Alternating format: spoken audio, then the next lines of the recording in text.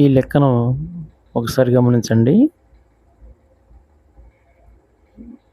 మొత్తం is equal to అసలు plus వడ్డీ. మొత్తం 1240 రూపాయలు కావాలంటే 2 సంవత్సరాలకి 12% చొప్పున పి ఎంత అంటే అసలు ఎంత అని. అంటే మొత్తం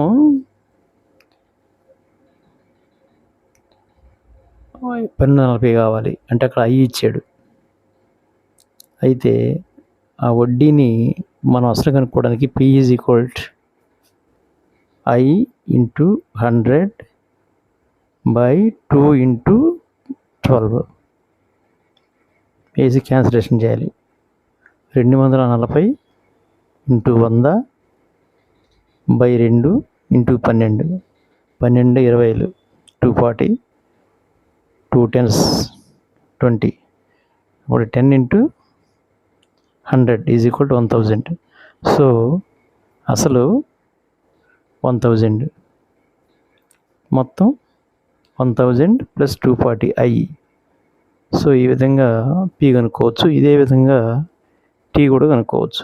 అదేవిధంగా ఆర్ కూడా కనుక్కోవచ్చు. కాబట్టి ఈ విధంగా ఒకే సూత్రం మీద 3 లెక్కలని అడగచ్చు ఎగ్జామ్లో. వీటిని విద్యార్థులు ఫాలో కావాలని కోరుకుంటున్నాం. Like, share and subscribe. Thank you.